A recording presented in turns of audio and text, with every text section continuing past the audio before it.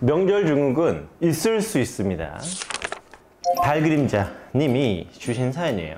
반려견의 명절 증후군이라는 건 뭐죠? 반려견이 보호자랑 같이 오래 있잖아요. 그러면 이 휴가가 끝나면 분리불안이 이렇게 터지는 애들이 있어요. 보호자의 오랜 휴식으로 인해서 이제 또다시 출근하는 보호자를 그리워하는 거죠.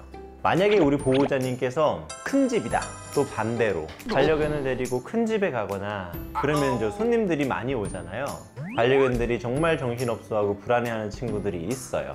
그런데 생각해보면 자연스럽고 슬기롭게 좀 해결할 수 있어요. 친척네 큰 집 이런 데 안 가시는 보호자님들은 같이 집에 있으면서도 산책도 좀 하고 또 가끔씩 분리되는 연습도 하고 다른 강아지들이랑 어울리기도 하고 너무 막 늦잠을 오랫동안 자지 말고 주무시는 시간도 좀 비슷하게 하면 괜찮을 수 있어요.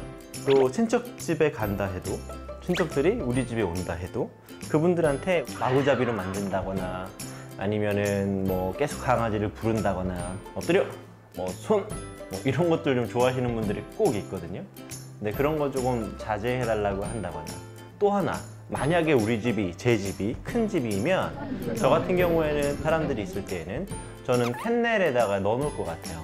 그 캔넬은 약간 좀 구석진 곳? 그런 곳에 두고 이제 하우스 시키고 문 닫고 친척들에게는 가까이 가지 말라고 하고 그리고 꼭 그 모든 친척들을 다 볼 필요가 없어요.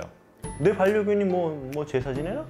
그죠? 인사할 필요 없거든요. 그런데 가끔 명절 때 다른 친척들만 이렇게 기분이 좋은 게 아니라 자기도 기분이 좋아서 약간 실수를 좀 하는 것 같아요. 약간 좀 긴장을 하고 있어야 되는 거예요. 우리 집에 친척이 오는 게 아니라 반려견의 관점에서는 낯선 사람이 온다. 그럼 낯선 사람을 내 강아지가 어떤 식으로 대하면 좋을까?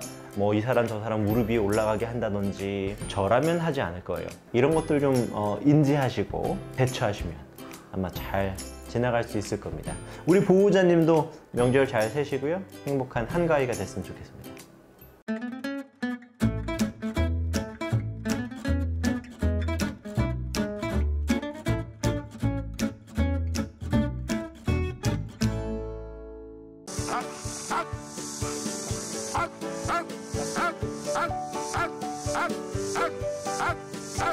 Up.